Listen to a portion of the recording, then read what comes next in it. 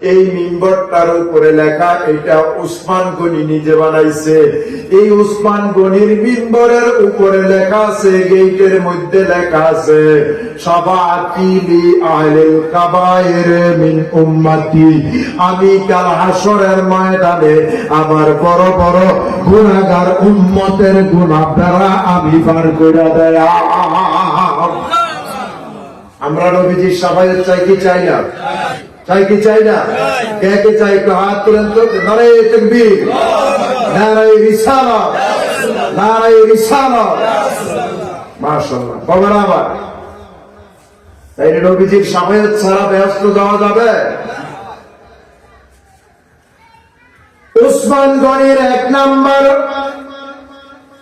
মিম্বরের মধ্যে লেখা, মা বাইনা শাফাআতি লি আহলিল কাবায়ের মিন উম্মতি।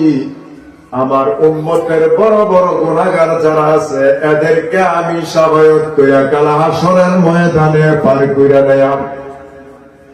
আর স্বয়ং এখনো যারা মসজিদের এই যে পরে করেন, মুয়াজ্জিন সাহেব আযান দেয়, দেখি দেয় না?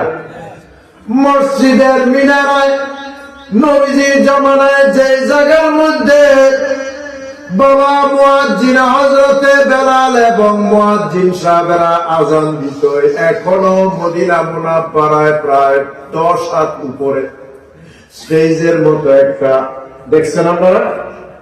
স্টেজের মতো ওইখানে আযান দেয়। এইটার বরাবর ওই একটু সামনে আসলে নবীজির মিম্বরটা, ঠিক কিনা? মারহাবা। ওই যে একজন হাজী সাহেব নিজের চোখে দেখাইছে। এই মিম্বরটার উপরে লেখা আছে, মা বাইনা বাইতি ওয়া মিম্বারি রাউযাতুম মিন রিয়াজিল জান্নাহ। ওই হাজী সাহেব হজ করে আসছে, তিনি কেউ জিজ্ঞাসা করেন, নবীজির মিম্বর এবং নবীজির রওজা মুবারকটার মাঝখানে একটা সবুজ রঙের কার্পেট বিছানো আছে। এই কার্পেটের জায়গাটারে বলা হয় রিয়াজিল জান্নাত। নবীজি কয়, এইটা হইল আমার একটা ব্যস্ত।